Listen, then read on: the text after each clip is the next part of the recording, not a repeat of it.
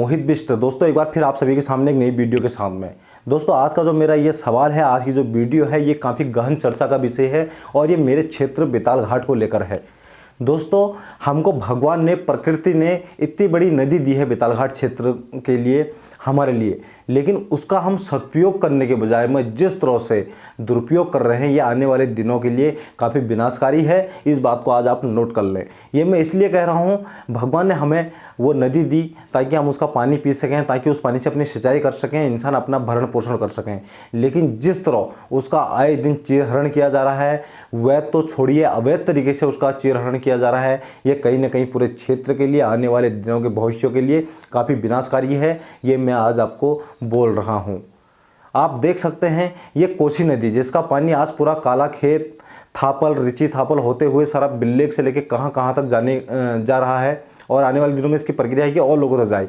लेकिन जिस तरह से वहाँ आए दिन खनन का कार्य चलते जा रहा है, नदी गड्ढे कोसी को खोदे जा रहे हैं, उस प्रकार के आपको लगता है कि वो पानी टिक पाएगा? वो पानी आने वाले 2-3 सालों में बिल्कुल विलुप्त तो हो जाएगा। जिसके बाद में पानी के लिए जिस तरह आज अमेल गांव तो थोड़ा सा परेशान है, अमेल गांव को अभी कोई परेशानी नहीं है, ये मान के चलिए। अमेल गांव जिस तरह से त्रस्त है अभी पानी के लिए, आने वाले दिनों में लोगों में ऐसी हाहाकार मच जाएगी। कुछ वर्ष पहले आपने देखा होगा, धारी गाँव में एक लंबी कतार वहाँ पर टैंकर के जरिए लगती थी। आज वहाँ पर पानी अगर पहुँच रहा है कोसी से, तो आने वाले दिनों में बिल्कुल भी ये पानी विलुप्त तो हो जाएगा। आपको पानी के लिए त्राहिमाम पूरे क्षेत्र को भटकना पड़ेगा पानी के लिए, क्योंकि अभी वहाँ पर चीरहरण हो रहा है तो किसी को नुकसान नहीं हो रहा है। दूसरा पॉइंट, पानी का तो हमने बात खत्म कर ली। अब आते हैं हम खनन के ऊपर। जिस तरह से अवैध खनन हो रहा है, हमारे पूर्व मुख्यमंत्री त्रिवेंद्र सिंह रावत जी ने एक नई योजना निकाली, एक नया पाठ्यक्रम निकाला कि जो युवा वर्ग के लोग हैं उनको राजनीति में मौका दिया जाए। चाहे वो 10वीं पास कम से कम होने चाहिए और उनके सिर्फ 2 ही बच्चे होने चाहिए, ताकि उसमें ज़्यादा से ज़्यादा युवा जुड़ सके, बुजुर्ग ना जुड़ सकें। क्योंकि आपको पता ही है, इससे पहले के लोग कम पढ़े लिखे होते थे और बच्चे उनके अधिक होते थे। तो जो युवा पीढ़ी के लोग आए हैं, उन्होंने जो विकास कार्यों को समय रेखा लानी चाहिए थी, उसको लाने के बजाय मैं नीचे ला के खड़ा कर दिया। ये सभी के लिए नहीं है, कुछ लोग हैं उनके लिए हैं। बाकी जो अच्छा काम कर रहे हैं उनको नमन करता हूँ, बाकी जो गलत कर रहे हैं मैं उनके लिए बोल रहा हूँ। आपके नाक के नीचे खनन हो रहा है, आप कोई आवाज़ नहीं उठाओगे, चंद पैसे लेके और या फिर चंद सिफारिश लेके आप चुपचाप वहाँ पर बैठ जाओगे, और आपके सामने विकास नहीं हो रहा, आप कोई मुद्दा नहीं उठाओगे। आज हमारा क्षेत्र बेताल घाट इतने पीछे क्यों है? आप एक बार कभी आपने सोच विचार करने की सोची? नहीं सोची होगी। हमारे बेताल घाट में पढ़े लिखा युवा वर्ग के लोग हैं, राजनीतिज्ञकार लोग हैं वहाँ पे। उसके बाद में भी हमारे यहाँ पर विधायक, सांसद, सब लोग बाहर के वहाँ पर आते हैं और हम लोगों को आपस में लड़ा के बेवकूफ़ बना के यहाँ से चले जाते हैं। और आपके हाथ पे क्या होता है? एक झुनझुना जो आप बजाते हैं, ठीक हो गया। उसके बाद में बाहर के क्रेशर वाले मालिक आते हैं और क्रेशर पट्टे लेते हैं वहाँ पे, वो बाहर के होते हैं, और आपको एक डंपर और एक पिकअप के लिए आपस में लड़ा के, क्षेत्रवासियों के सामने लड़ा के चले जाते हैं। करोड़ों रुपए बाहर चले जा रहा है, आप सिर्फ एक डंपर के लिए, एक पिकअप के लिए अपने क्षेत्रवासियों के साथ लड़ रहे हैं, उनके सामने झगड़ा कर रहे हैं कि खनन मत कराओ, बंद मत कराओ, अवैध हो चाहे वैध हो, बंद मत कराओ, क्योंकि आपका एक डंपर चल रहा है, आपकी एक पिकअप चल रही। और जो करोड़ों लोग लेके जा रहे हैं, जो आपके क्षेत्रवासियों के सामने आए दिन खनन हो रहा है, आपको उसकी चिंता बिल्कुल भी नहीं है। ये भविष्य की एक खतरे की घंटी है। जो आप गड्ढे खोद रहे हैं, ये आपके आने वाले भविष्य का गड्ढा है। जो आप ये गड्ढे खोद रहे हैं, ये न जाने कितने वर्षों तक न भरने वाले गड्ढे हैं।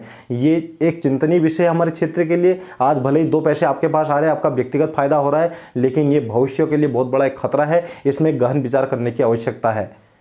दूसरा, हमारे क्षेत्र जनप्रतिनिधि विकास के लिए कोई आवाज़ नहीं उठाते हैं। आप देख सकते हैं किस तरह से हाल हो गया हमारे समाज का, चाहे वो शिक्षा व्यवस्था हो, स्वास्थ्य सुविधा हो, हर चीज़ में दुरुस्त पड़े हैं चीज़ें। उसके लिए कोई आवाज़ नहीं उठा रहा है। बस हर किसी को चाहिए तो आज के ज़माने में व्यक्तिगत फ़ायदे के अलावा कोई भी कुछ भी नहीं सोच रहा है। आप ये समझ सकते हैं। और जो लोग को लगता है कि मैं सिर्फ फेसबुक पर बोल रहा हूँ, आप ज़मीनी स्तर पर आंदोलन करिए। अगर मैं वहाँ पर नहीं खड़ा हुआ तो मेरा नाम बदल दीजिए, कोई बड़ा आंदोलन खड़ा तो करिए आप। मैंने तो आंदोलन किया है, आवाज़ भी उठाई है, बुलंद भी की है ना। मैं डरता हूँ, जो सच्चाई है वो मैं हमेशा बयां करता हूँ। तो ये सभी चीज़ों को क्षेत्रवासियों को अपने जहन में विचार लेना होगा कि आखिर हमारे हाथ लगता क्या है। बाहर के लोग आते हैं और हमारे ऊपर फ़ायदा उठा के चले जाते हैं। क्षेत्रवासी चुनाव आएंगे, झंडा उठाएंगे और गांव-गांव जाके वोट मांग लेंगे। आप जब वोट मांगने जा रहे हो, चाहे किसी भी पार्टी के लिए जा रहे हो, कुछ जा रहे हो, तो आपने कभी गहन विचार किया? जब आप हाथ पांव जोड़ के तो वोट हम ले रहे हैं लोगों से, लेकिन उनको हम बदले में दे क्या रहे हैं? आप, मेरी गाँव की बात है, मेरा गाँव सिमलढुआ हमकोट, चौड़ा, नवाड़, कैना पानी ये एक दुरुस्त गांव है। इसके लिए कभी कोई आवाज़ नहीं उठाई आपने। क्या हम आपके क्षेत्र के लोग नहीं हैं? क्या हम भारत के नागरिक नहीं हैं? फिर वहाँ पर पक्की सड़क क्यों नहीं दी जाती हमको? सोलर लाइट एक भी नहीं, हमको सोलर लाइट क्यों नहीं दी जाती? रास्ते नहीं है हमारे पास, रास्ते क्यों नहीं दिए जाते हैं? फिर जनता के लिए तब आवाज़ उठानी है तो अब हमारे लिए भी तो आवाज़ उठाइए, हम भी नागरिक हैं। लेकिन आप नहीं उठाएंगे। मैं उठाता हूँ अपने विकास कार्यों के लिए आवाज़ भी उठाता हूँ, और जहाँ पर जो गलत होगा उसके लिए भी मैं आवाज़ उठाऊंगा। जब आप हमारे लिए नहीं सोचोगे, हम भी आपके व्यक्तिगत फायदे के लिए बिल्कुल नहीं सोचेंगे। जहाँ पर गलत होगा उसको गलत को कहने में मेरे को कोई दुराई नहीं है, कोई मेरे को डर नहीं है किसी चीज़ के लिए।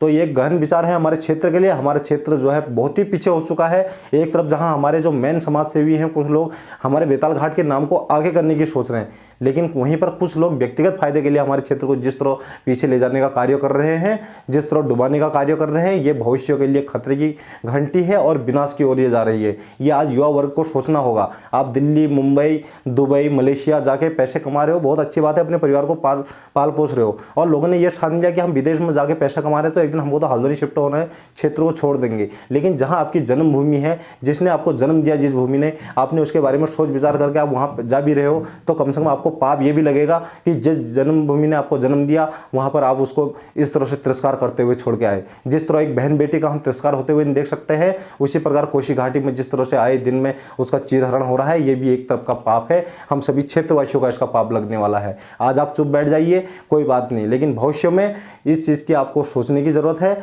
नहीं तो एक दिन पूरा क्षेत्र डूबेगा। और देख लेना, सिर्फ कोसी नदी की वजह से डूबेगा, उस टाइम पर कोई बचाने वाला नहीं मिलेगा। तो बहुत बहुत धन्यवाद। फिर वीडियो में मिलेंगे एक कड़वी सच्चाई के साथ में। गहन विचार अवश्य कीजिए, कमेंट शेयर अवश्य कीजिए। जिसको मिर्ची लगी उसको मिर्ची लगनी भी चाहिए, क्योंकि गलत गलत ही होता है, सत्य सत्य ही होता है। धन्यवाद।